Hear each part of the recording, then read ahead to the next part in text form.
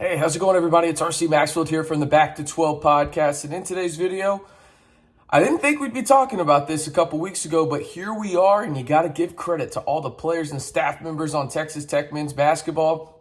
Their NCAA tournament hopes are very much alive, and there is a clear path for Texas Tech to make the NCAA tournament. Now, are the odds high? I'll let y'all decide that. But before we get into today's video, be sure to hit that subscribe button and share the channel with your friends. We're the fastest growing Texas Tech YouTube channel. And right now, we're the biggest Texas Tech YouTube podcast channel. So be a part of this growing community and this fun community right here on the Back to 12 podcast channel. All right, let's jump into this with a little bit of, I guess, just background on what Texas Tech has going on right now, right? They're 15-12 overall. You're 4-10 in the Big 12. You play at Oklahoma, who is 3-11 on Tuesday night.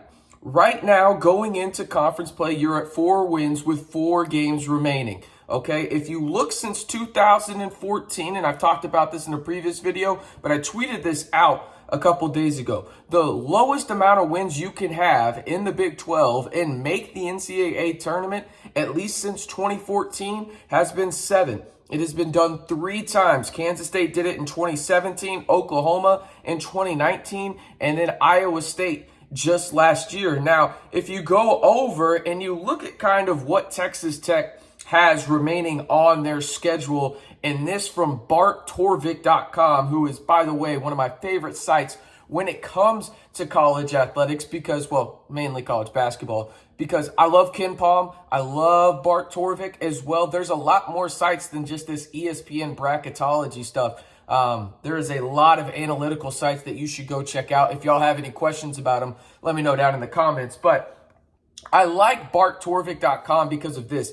It gives you a chance to see what your percentages of winning and the projected line in the game, right? So right now, he has Oklahoma projected by 3 points to beat Texas Tech, 69-66. He has the Red Raiders upsetting TCU at home, and that would be 74-73. He has the Red Raiders losing by 10 points at Kansas and then beating Oklahoma State at home. Now, what's interesting about that is this. If Texas Tech does win those 2 games, that will get them to 6 wins in the Big 12. That will also get them one more quad 1 win, which will get them to 5, and then a Q2 win against Oklahoma State at home. Okay, so that would leave them with a 17-14 projected record. Listen, 6-12 in the Big 12. All right, that's what you need. Ryan Mainville tweeted this from the Gambling Gauchos. If Texas Tech goes 3-1, Bart Torvik has Texas Tech with a 72.1% chance to be a 10 seed. If they go 4-0 and have 0 wins in the Big 12 tournament, they have an 84% chance. Now, obviously, that would mean they would win at Kansas. Backtrack a little bit on that 3-1. They'd also have to win 1 game in Kansas City. So 4 wins total. You need 4 wins if you're Texas Tech. That's what you got to get to. That's the magic number for you if you want to get in right now to have a very good chance at making the tournament. You could also win 2 games in the regular season, 2 in Kansas City, according to Bart Torvik, and that would give you a 64% chance to make the tournament, albeit as a last 4 in situation. So the hope is not dead for Texas Tech for sure, and I'm going to talk about why in this video I think they will make the NCAA tournament. I know it's taken me 4 minutes to get to that, but I do think they will. But before we get to that, let me know if you think Texas Tech will make the NCAA tournament. Let me know on the pinned comment down below. All right, here's the reason being why I think Texas Tech is going to make the NCAA tournament. You've seen over the course of the past few games, specifically these last 3 against 2 ranked opponents, and then obviously at West Virginia where you got your 3rd victory ever in Morgantown, this team looks completely different. And my biggest gripe with this team for a majority of the season was they made no adjustments, no tangible adjustments. And now they've shut me up and then some, because they have tried everything and thrown everything at teams, including the kitchen sink. I know that is the widest dad analogy I can use in this video, but I'm going to use it, okay? And so you saw it against West Virginia in the first half alone. I tweeted this out as well. Texas Tech threw 5 different kinds of defenses at them. 5. They pressed them. They ran man. They ran zone. They ran no middle. They ran half-court press trap. Like, they ran everything you can imagine at the Mountaineers, and it worked. And in the second half, they kind of did the same things. You could see the Mountaineers were uncomfortable. And now am I saying you need to run 5 different types of defenses at every opponent you face? No. But here's the thing that I think elevates Texas Tech is now teams have to respect it, and they have to game plan for it, and they have to be on their toes in terms of what's coming, right? You have to spend time on the zone a little bit now if you're Oklahoma, because Texas Tech ran it. You got to spend time on the full court press if you're Oklahoma. You got to spend time on the no middle. You got to spend time on just the regular man-to-man, right? So you make teams think. But more importantly, why I think Texas Tech could get this done is because of, who would have thought, the offense of this team. Hear me out. I think right now going, and we've only seen it for one game, but I think they're going to show it in these final 4 games of the season. I think Texas Tech is going to have one of the top 5 lineups in the Big 12 you can construct. And this will be the lineup. You got Devion at point. You got Pop at the 2 guard playing kind of a off-ball kind of guard combo role where he can be the point guard if you need him to. Then you're going to have Jalen Tyson, Kevin O'Banner, and Fardaws. That was the lineup you wanted to roll with to begin the year. And here's the reason why I think it translates to wins for Texas Tech to have a sizable chance to make the NCAA tournament. It simply works with spacing. Spacing is the name of the game in college basketball. And I'm trying to think right now of teams that don't space well, that make the NCAA tournament and have a long run in it. And I can't really think of one, right? So you think what Texas Tech does well with this lineup. And I wish I could show the video to you guys, but there's one play in particular where I just think Texas Tech is phenomenal with it. Devion Harmon is the point.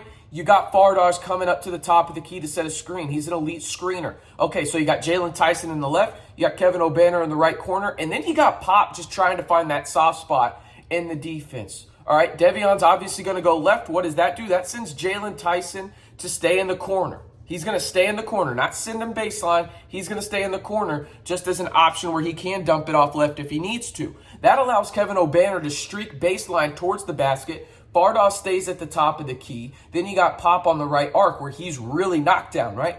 This creates opportunities for Texas Tech where Fardaws can stay at the top of the key. Devion can drop it off to him. Fardaws can see everyone on the floor. Maybe even Devion keeps it with his left hand to go up. But the reason I think this is beneficial is because what they do in transition. Right? You look at the opportunities Texas Tech has in transition, and they are very good at capitalizing it. At least they have been the past 6 games, and that goes all the way back to the LSU game. They have been a very good team when it comes to transition basketball, and that should all be going towards Devion Harmon. Maybe not all of it, but a large percentage of it, because he is an elite guard in transition. I will say this, looking at the schedule for Texas Tech, again, you got at Oklahoma. That's a must-win game, right? You have to win that game if you're Texas Tech. TCU at home, I think you just need to win your 2 home games at home. And it's become a raucous environment. The USA is going to be loud against TCU on Saturday morning out there in the 806.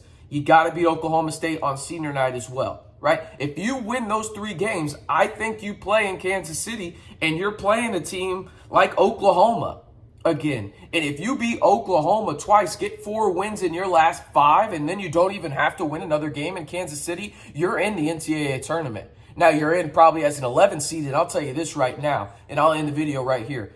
If Texas Tech makes the NCAA tournament, I promise you no 6 seed, 5 seed, 4 seed, whatever Texas Tech gets in from 10 to 13, whatever seed they get, no opposing team in the country is going to want to face the Red Raiders. It's that simple.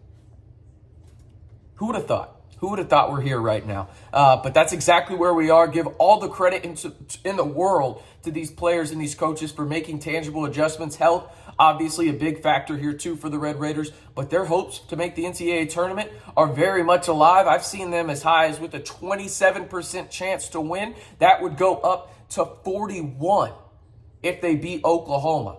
Okay, so they've got chances here.